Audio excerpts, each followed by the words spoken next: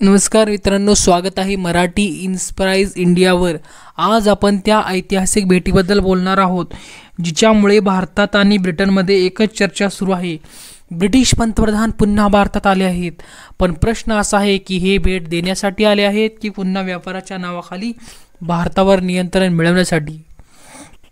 मित्रांनो, इतिहास विसरणं म्हणजे धोका आमंत्रण आहे। एकेकाळी ईस्ट इंडिया कंपनी सुद्धा व्यापाराच्या बहाण्यानेच आली होती, पण पुढे काय झालं? व्यापारातून राजकारण, राजकारणातून 200 वर्षाची गुलामी।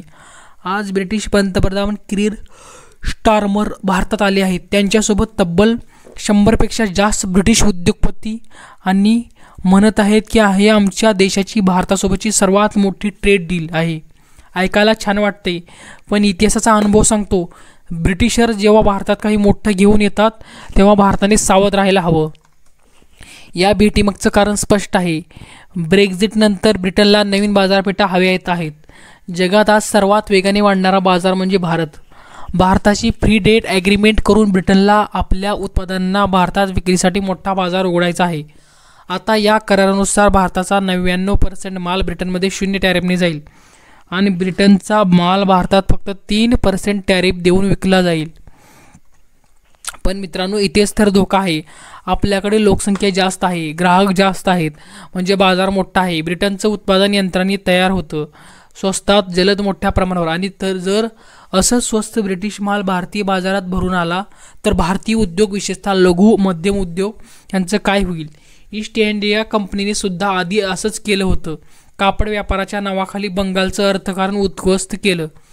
पण आजचा भारत 1757चा नाही, आजचा भारत 2025चा भारत आहे, ज्याने गुलामीचा काळ पाहिला आहे, आत्मनिर्भरतेचा मार्ग निवडला आहे। आज आपण ब्रिटनकडून फक्त व्यापार नाही मागतो, आपल्या अटीवर व्यापार करतो। ब्रिटन आता भारतासाठी पर्याय नाही, भारत ब्रिटनसाठी गरज बनला आहे। बदललेले काळ आहेत। आज ब्रिटन भारताकडे पाहतोय कारण त्याला जगात टिकायचं आहे। मित्रांनो, इतिहासाच्या सावल्यामध्ये भविष्य लपलेलं असतं।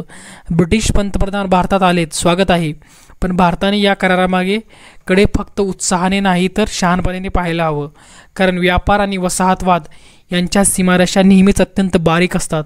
भारताने यावेळी जिंकावं, फक्त व्यापारात नाही तर रणनीतीही। भारत आज जागतिक शक्ती बनला आहे। आज आपण आपली अटी ठरवतो। ज्यांनी कधी आपल्याला गुलाम बनवलं होतं ते आज आपल्याकडून व्यापारासाठी परवानगी मागत आहेत। हा बदल भारताच्या पराक्रमाचा पुरावा आहे।